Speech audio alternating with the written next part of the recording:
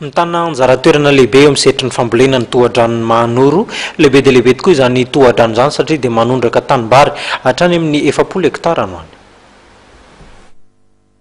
Na tratra 20 tapitrisa ariary ny teti-bidin'ny asa fanamboarana ny tohadrano ao Mahanoro faritra Tsinanana vola avy amin'ny banky iraisam-pirenena.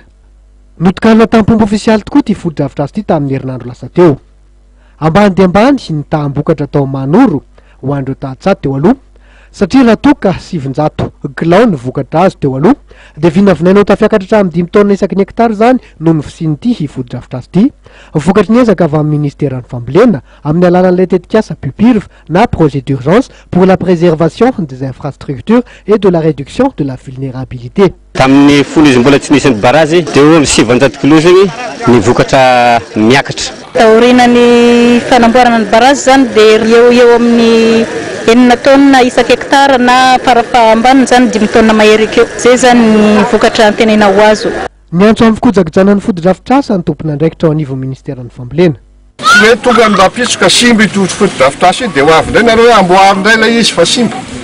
Ka ny hafatafata zany dia hoe tokony mba ho ataonareo ohatry mianaka Andriamaso ny fikojakojana n'io lakandrano io.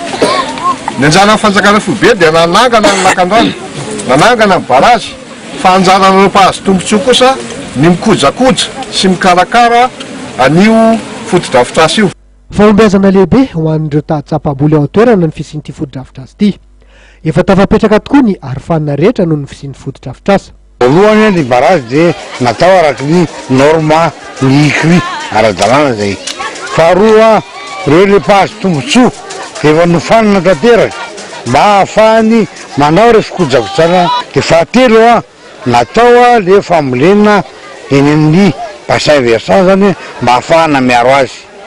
Fahaefatra ireo le zavatra mivolena dia culture de rente avokoa, zany hoe hanome vola maharitra ho an'ireo mpamboly zany ireo zavatra nataoreo.